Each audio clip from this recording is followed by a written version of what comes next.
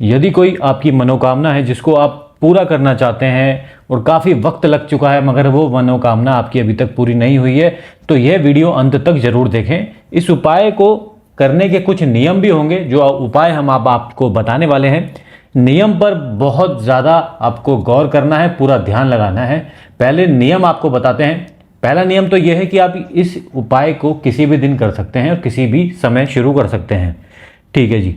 दूसरा उपाय आपको, ये इस उपाय के लिए नहीं बता रहे हैं, ये किसी भी उपाय के लिए आपको कुछ नियम बता रहे हैं। जब भी आप कोई उपाय करें तो आपको अपनी सोच पर ध्यान देना है। यानी कि इसका मतलब ये हुआ कि जब आप उपाय को कर रहे हों, यानी कि मान लीजिए इस यंत्र को बनाते समय और इस उपाय को करते समय आपको अपनी सोच पर ध्यान देना है। यानी कि जो आपकी सोच है वो कभी भी नकारात्मक नहीं होनी चाहिए, यानी कि नेगेटिव नहीं होनी चाहिए। सकारात्मक सोच के साथ ही उपाय करेंगे। सकारात्मक सोच का मतलब यही होता है कि आप अपने को पीड़ित नहीं समझेंगे। आप पीड़ित नहीं है, इसका मतलब यह हुआ कि आप अपने जीवन को अब सफलता की ओर लेकर जा रहे हैं, यानी कि अपनी मनोकामना की ओर लेकर जा रहे हैं। इस बात का बहुत ज़्यादा ध्यान रखना है आपको कि आपकी सोच सकारात्मक होनी चाहिए। उपाय को करते समय नकारात्मक नहीं होना है। यह मंत्र आपको लिखा हुआ दिख रहा है ऊपर, ऐं क्लीं हुं वद वद वाग्वादिनी स्वाहा।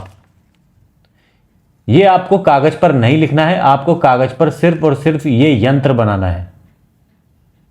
यंत्र बनाने के बाद आपको इस छोटी सी कोई आप ले लीजिए, बर्तन ले लीजिए या कुछ भी दिख रहे हैं आप छोटा सा, इसके अंदर आपको इस यंत्र को रख देना है। यंत्र को रख देंगे और ऊपर से ढक देंगे। ठीक है जी। अब इसको आप घर के मंदिर में स्थापित कर दीजिए। किसी भी दिन घर के मंदिर में स्थापित कर दें, धूप बत्ती दिया जलाएं और रोज इस मंत्र का जाप करना है आपको। मंत्र आपके सामने हम बता चुके हैं। अब इस पूरी प्रक्रिया में, यानी कि जब आप इस उपाय को करना शुरू करेंगे, यानी कि जब आप इस यंत्र को बनाएंगे और आप इस पात्र के अंदर इसको रखेंगे और घर के मंदिर में स्थापित करेंगे, इस समय भी आपको क्या रहना है? सकारात्मक। नकारात्मक इंसान कब होता है? नकारात्मक तब होता है जब आपकी सहमति उसमें है। आप सहमति नहीं देंगे तो आप कभी भी नकारात्मक नहीं होंगे। दिमाग इधर उधर चला भी जाएगा उपाय करते समय नकारात्मकता की ओर, मगर आपको वापस उसको सकारात्मक सोच की तरफ लेकर आना है। याद रखिएगा, तभी सफलता मिलेगी जब आप पूरा ध्यान लगा के करेंगे, पूरी श्रद्धा के साथ करेंगे और सकारात्मक सोच के साथ करेंगे। और दूसरी बात, सबसे महत्वपूर्ण बात यह होती है कि जितने भी उपाय हैं वो तभी लाभ देते हैं जब वो आपके ग्रह नक्षत्रों के अनुसार हों। जैसे कि हम हमेशा बताते हैं कि दुनिया में करोड़ों लोग हैं, अरबों लोग हैं, सबके ग्रह नक्षत्र अलग हैं। कोई व्यक्ति अगर महाराष्ट्र में पैदा हुआ है, कोई बच्चा अगर महाराष्ट्र में पैदा हुआ है और उसी समय कोई बच्चा उत्तर प्रदेश में पैदा हुआ है, तो दोनों की राशियां तो बिल्कुल सेम होंगी, बिल्कुल बराबर वही राशि होगी दोनों की, मगर दोनों के ग्रह नक्षत्र अलग अलग होंगे क्योंकि दोनों का जन्म का स्थान अलग है। इसी वजह से जीवन में जितनी भी समस्या आती है इंसानों के, उनके सभी के जो उपाय होते हैं वो अलग अलग होते हैं। ये उपाय सभी राशि के जातक कर सकते हैं, मगर कुछ ही लोगों को इसमें लाभ मिलेगा। जिन जिन लोगों के ग्रह नक्षत्र इस उपाय के साथ सटीक बैठ जाएंगे, उनको बहुत ही बेहतरीन इसमें परिणाम मिलेगा।